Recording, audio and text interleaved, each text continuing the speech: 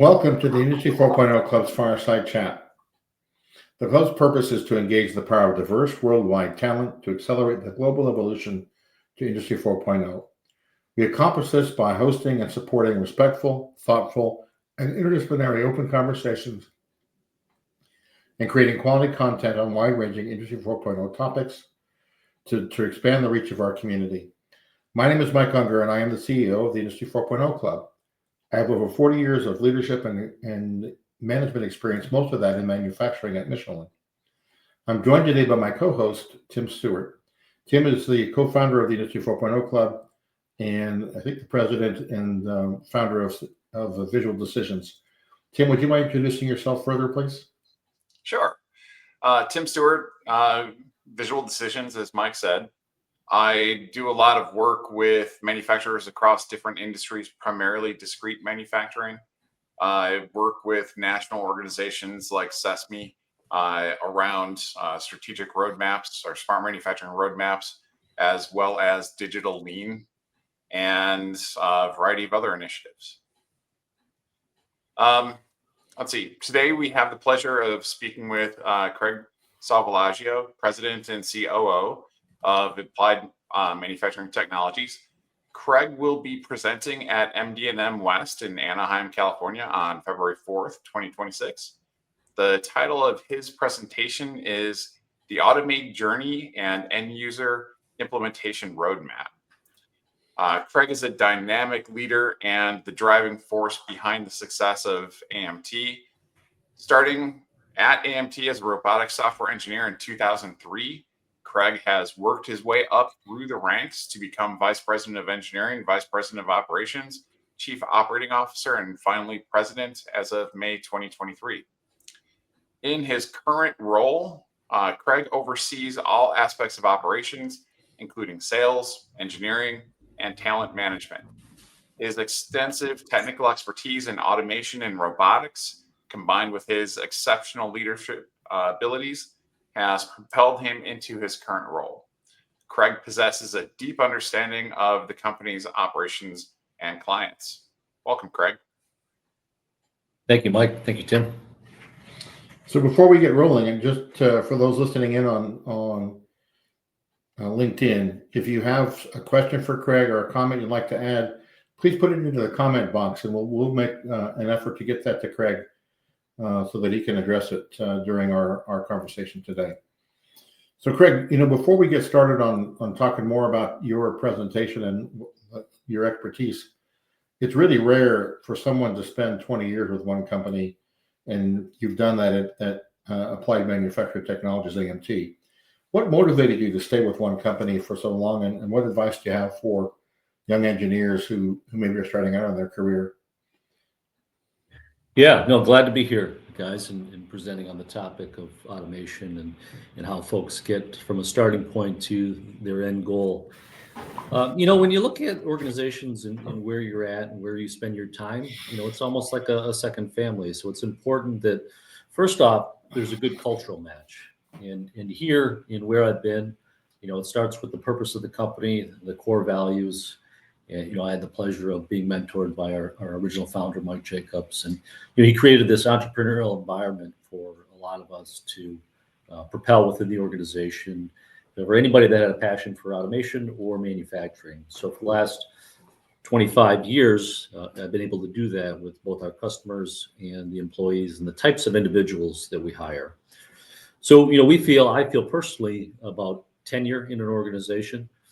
Again, it's the people you surround yourself with just as much as your family, and you want to be able to look at, where you spend your time around high-performing individuals as well. And we've built that culture here. I also like to see consistency in leadership and the decision-making tactics around the organization, as far as strategic planning, quarterly planning, and how business decisions are made. So, as you look at, someone just entering their career and what they're looking for in an organization, those are some strong points. Also, they got to play with robots and high-level vision systems at a young age. And who doesn't like to play around with that type of technology in factories? When I got started, it was, lots of code being written, drivers that didn't exist, guidance of 6-axis articulating arms. And a lot of that stuff now is modules and more little say interfaced at a product level than what it was in the past. But that taught you how to write software. That taught you how manufacturing worked. And you're looking back at all that, the technique of how automation matures through an industry is what allows folks to put that into their factories. But for me, it was about getting involved. I got early adopter of A3, which is the Association for Advancing Automation. It used to be called RIA, and that allowed industry leaders with like-minded conversations to interact, and then also staying close with your college professors as well. I still talk to many of mine.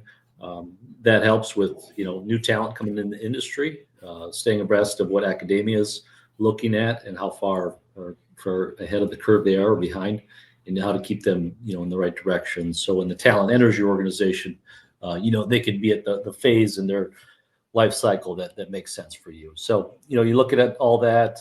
That's great. Back to culture. It's interesting. You talk about the staying at one place and the culture, how important that is. It's really important when you're interviewing, I think, as well, to ask culture questions, right? You're going to be a lot of times when you go to visit a company and that you get that 5 or 10 minutes to say, well, what questions do you have for us? When you ask culture questions, it's also very helpful for the company to know that's what you're interested in as well. I think that's a wonderful suggestion about really and your reflection on the culture.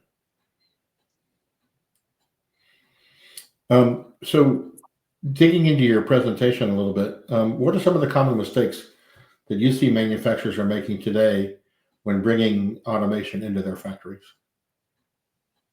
Yeah, I've had the opportunity to see quite a few different manufacturing facilities throughout all different industries. So from automotive to warehousing to food and packaging, with a variety of different technology levels. Early on in the career, we started doing a lot of automotive work with heavy standards. So there was a lot of definition on safety, how things are programmed, components. But as you get into the general industry space, there's a little more inconsistency. There's a lot more first-time robot users and adopters. And, throughout the years, we were brought in a lot of times where we started an automation project. It didn't go as planned. The scope wasn't defined. It wasn't well managed. The automation might have been turned off. And you come in and you try and pick up the pieces and learn from those failed results. And, what that led us to over the years is kind of defining on how you start. Where do you get started? A lot of times what happens is manufacturing organization has some level of a challenge, could be labor related, could be safety, could be throughput. And they want to go after the biggest, the brightest end-to-end solution and automate everything. And a lot of times that is a great starting point if you have the team to do it, if you've defined how you're going to get there, if you've understood what your ROI is versus starting small. So we always tell people and team members, first off, understanding, what is that goal that you're beginning with? Is it focused on cost reduction? Is it throughput gains? Is it labor relief due to adjustment? Is it safety incidents? Is it quality? So if you can define those goals up front, that's the starting point. And then, do you have your stakeholder team involved, and to what degree are they all on the same page? Whether it's executive leadership down that says automation is the right thing for our organization or not, depending on, what they do, but do you have that sponsorship buy-in? And then internally, a lot of times, most manufacturing teams have like one automation engineer, one controls engineer, and they have to rely on partners. So it's understanding how much you want to staff up to maintain your own equipment or use external resources. So building that team, that could be a combination of upskilling your current workforce, sending them to training, getting folks involved, or it could be a pivotal approach and use a partner strategy. So almost every robot OEM or controls OEM has a integrator network that you can use to deploy full turnkey solutions. So you got to look at comparing all those offerings and just evaluating what's right for you. But I think as an end goal, a lot of times with traditional automation, folks tend to start with a larger piece and then versus starting small. So for example, if you're going to automate, entire line or process or application versus, an end-of-line palletizing solution that is just material handling, and they have some pre-engineered solutions. Maybe that's an easier start for the organization. I saw that a little bit just recently with the larger deployment of autonomous mobile robots, where some folks wanted to deploy units in the 50 to 100 range. And we'd always say, why don't you start with one or two, get to know the technology, the equipment, cultural adoption. You'll know what kind of fleet size you need. And, you might have a clearer path to the end goal. So it's really it depends on your organization. We always like people to kind of start with some of those basics first. It's interesting you talked about kind of beginning with the end in mind. And I noticed that word roadmap is in your title and so forth for your speech. I'm a big fan of working backwards from what are the goals of the organization, right? So you talked about, increasing throughput, reducing cost, quality, et cetera. And which of those you're really going after helps determine what is the form of automation you want to put in place and so forth.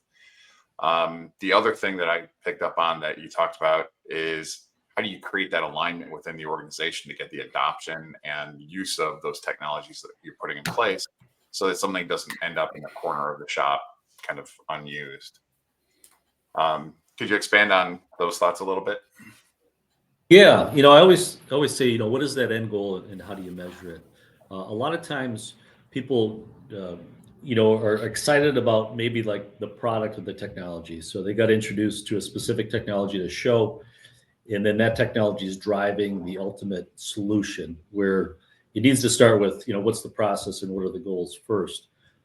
That happens a lot of time on technology maturity, where you go and you see something and you say, wow, that looks really well at a trade show or in the lab. And that happened a lot with the picking technology for warehousing. If you looked at 3 years ago, a lot of startups doing mixed load PAL, DPAL, a little bit of consolidation, both in the technology of the sensor and the industry. And now it's a little more adopt to be able to put those into your warehousing application. Again, you go back to a show 4 years ago, we look at robots doing truck unload, which is a very intense labor case. And now there's 3 or 4 technologies that do that type of thing. So a lot of times people chase the latest technology to put in their factory, and sometimes it may work really well in the lab, but it's not ready for full industrial use at the reliability rates that some folks are used to. So we always say from that perspective, do those lab trials, do those proofs of concept. But at the end of the day, it's selecting the right application, ensuring the right technology meets that application, and then the technology is not driving it backwards. And then the use of your partners and vendors to get it done and rely on them. There's integrators that do certain things. They do welding or painting because they've been doing it for 20, 30 years. There's also the size of the integrator as well to the end user. If it's a small integrator and they're taking on too large of a project, they're going to have resource issues, vice versa. If they're a really large integrator and the project's too small, you might not get the attention needed for the size of the application. So there's a lot of matching going on in that. But that's overall kind of what I would say from that perspective. Okay.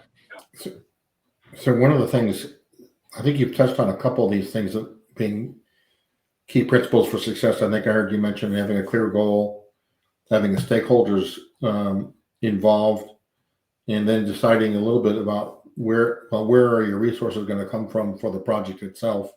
Are there other key principles for success that you would like to highlight?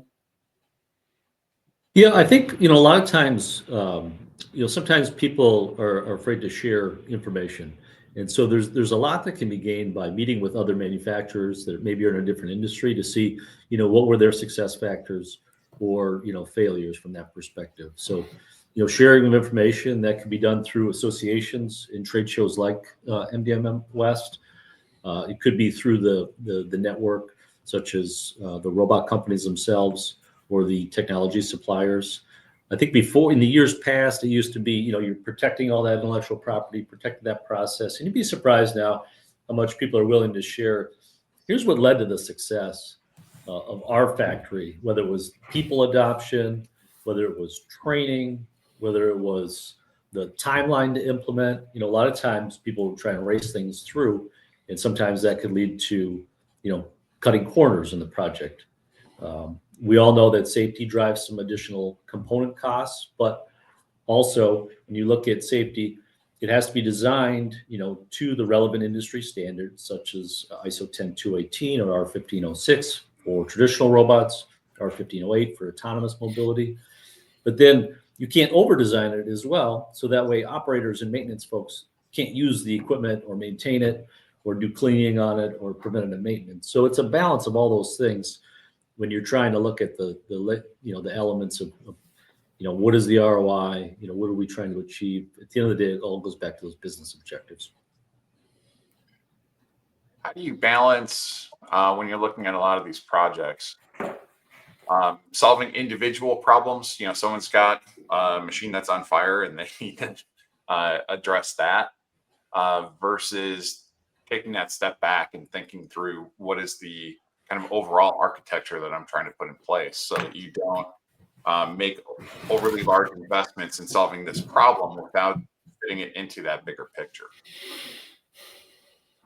Yeah, it's something I thought was maybe 20 years ago, but it still happens today where, sometimes, it's just communication within the organization where, an end user will go out to 3 different integrators and then not have a specification, whether it's components, software, safety, technology, and then they'll get 2 different machines. That's one element. A lot of times it's one person responsible for one area that says, I just need to solve this. I brought a technology company in. They told me I need this type of robot or AMR, and they're heading down a path, but they haven't studied the process. They haven't looked at those goals. They haven't looked at the data to say, you know what, actually, if we moved upstream, there's a different bottleneck in the facility. Or if we looked at this might inherently fix the quality problem that we're trying to put automation in downstream that didn't exist. So it's starting with that, start to finish, look at it from a holistic perspective, take a step back. A lot of people have very narrow approaches when they look at things, and it gives you a different perspective. So, that could be done through an internal process or bringing in some partners to consult just to show you, where to start versus letting the technology drive where things are going. You mentioned earlier you're talking about autonomous robots. Can you talk a bit more about, because that's kind of an emerging technology. Can you talk a bit about that as well? What's happening there? Yeah, so that space has been quite emerging. If you look at the last 3 years, the technology was there, but people weren't ready to put it into their factories yet for the reliability perspective. In the last 2 years, there's been almost a different adoption, specifically for material movement to line side or to the warehouse, because of the significant amount of safety-related incidences that are due to fork truck traffic. It's a big number. Those statistics are out there. But now you have these autonomous mobile robots. They call them AMRs. In the safety world, they call them IMRs, so industrial mobile robot, so that it could be related to an auto-guided vehicle versus an autonomous vehicle. There is now the 3-part safety standard related to the deployment of the technology. So it's R1508. Part 1 is to the OEM, part 2 is to the integrator, part 3 is to the end user. And it has the industry vocabulary as far as how to deploy, how to map, how to zone, how to look at object detection, obstacle avoidance. And when you look at that space, it's completely different than traditional and fixed automation. If we were looking at, hard and fixed robots, conveyors, traditional fencing, we walk into a facility, you look at what space you have, and typically you have some boundaries around it where parts enter into the system. There's typically, building columns, overhead obstructions, and you say, how do I fit this solution into this box? With autonomy, these vehicles actually roam free. So now it's quite different. The fork trucks interact with the technology. The people interact with the technology. Obstacles that you didn't think mattered, such as a gap on a doorway or interaction with a clear panel door, makes a difference. Or if you enter the manufacturing facility to the warehouse and there's a temperature change, well, now you have LiDAR and vision systems that can create condensation. AMRs, that type of technology doesn't like high-level gradients or rough floor or moisture. So it's just completely different. But you're seeing in this past 12 months quite a bit of a larger adoption to the technology, the reliability of it, and the maturity of it. Thank you for that. One of the areas that I know in your presentation you're going to be speaking about, you mentioned is developing the workforce of the future. So how does the workforce of the future, what do they need to know to be able to really interact with and work with the technology of the future? What does that look like from your perspective? Yeah, so it's a little different now than it was maybe 20 years ago. One of our partners is Fanuc America, Fanuc Robotics, and they're a big advocate at the education level to get robots all the way down into the high school level. And they've had an education program related to that. You've seen them not just in university labs now, but at community colleges and all the way down into the high school and academia level. And that's helped quite a bit. So you're starting to develop those skills earlier now in your career life cycle. But a lot of times it starts with your factory. If you're a factory line worker and you're doing material manipulation all day, and you're the plant manager comes to you and says, we're going to adopt some automation, but we're going to give you some additional skills. You're going to learn how to program a robot, a vision system, a PLC. You're going to look at electrical drawings. We're going to show you how to do pneumatics. We're going to teach you safety standards. Who wouldn't be fulfilled with upskilling their career and learning those types of things and going home to their family and said, instead of moving boxes around all day, I actually, got to program a robot, and I'm going to show, the kids how to do that and, show others. So a lot of times it depends on how you approach it. If you approach it as we're going to put automation to replace your job, you're going to get a totally different level of adoption or not adoption than if you say, hey, we're going to increase your skill set. Whoever wants to do that, here's the tools we're going to give you to do that. So. Interesting. I know that I've had a hard time convincing my kids to go into manufacturing, and maybe I just didn't have cool enough toys for them to play with at home. In terms of, what they should be looking at and how to prepare themselves to go into there and learn some of those different things, is there advice that you would give high school kids, college kids, and so forth that are looking for a possible career in manufacturing and so forth? What are the things, other than the obvious ones like engineering, college, and so forth? What are the skill sets that they should be preparing themselves for? Yeah, there's so much more tools out there now than there was when I was doing it. There's a lot of coding tools and software development tools that can be used. It still comes back to understanding, basic electronics, basic mechanics, pneumatics, those types of things, motion, articulation. In today's world, LiDAR or SLAM-based, navigation systems. Some of this stuff is used on drones and other toy technology that you can get them engaged at an early age. But instead of thinking about it as going to work in a factory, you're going to go there to create the factory of the future is a much more appealing environment for those up and coming in their career path. It's a good framing.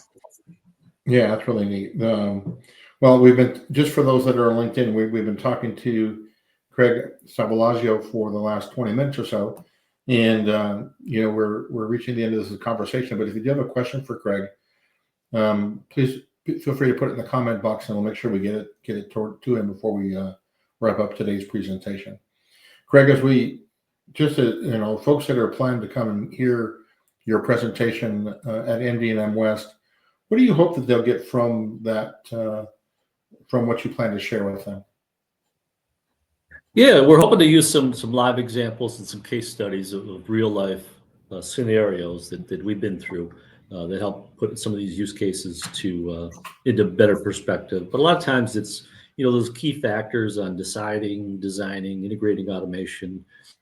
What does it look like? Is it a simple power and force limiting single cobot solution versus full turnkey.